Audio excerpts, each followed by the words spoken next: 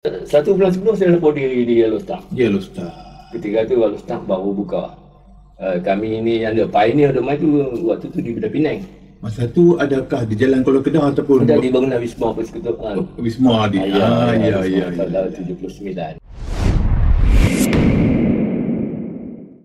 Tahun 79 saya ditukarkan ke Ipoh. Ipoh dulu. Baru Yellowstar. Baru boleh Yellowstar. Berapa lama di Ipoh? Di Ipoh saya duduk 9 bulan sahaja. 9 bulan sahaja. Saya pun tak tahu ketika itu Yellowstar buka. Oh, ya. Saya ni didatangi oleh pengarah penyiaran Kawasan Utara, Tuan Haji Zainal Alam, mai jumpa saya di Ipoh. Tak sini, nak tukar you balik Yellowstar. Saya kata, Tuan Haji saya tak mau. Awak tak mau? Saya tak mau. Saya kata tak mau, saya duduk di Ipoh, saya seronok di Ipoh. Baru duduk 9 bulan. Baru 9 mana ada orang tukar 9 bulan nak tukar balik. Saya kata tak mau. Dah, kau mau balik? Saya tak mau balik, Tuan Haji. Apa ni? Orang pakai minta, orang Kedah minta balik nak balik Yellowstar ni. Aku nak hantar balik, boleh claim apa semua, tak mau. Sungguhlah. Dia tolak kali. Dia paksa juga.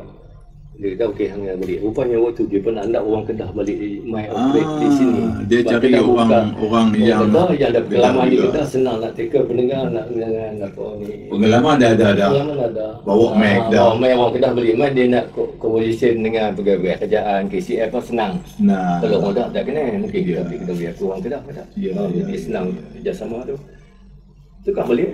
Saya kerja 1 bulan sebelum saya lepas diri di Yellowstar. Yellowstar. Ketika tu Yellowstar baru buka. Kami ni yang ada pioneer domain tu waktu tu di Bedah Pinang. Masa tu adakah di Jalan Kuala Kedah ataupun ada di bangunan Wisma Persekutuan. Wisma di. Ya.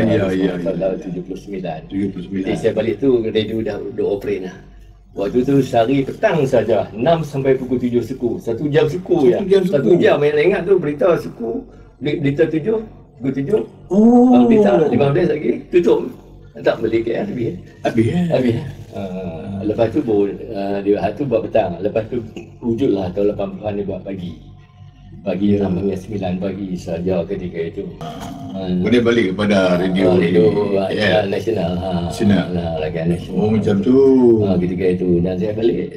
Alhamdulillah saya balik ni saya kata Tuan Haji bila saya balik saya jangan tukar-tukar lah. Saya tak mau dia balik hari ni.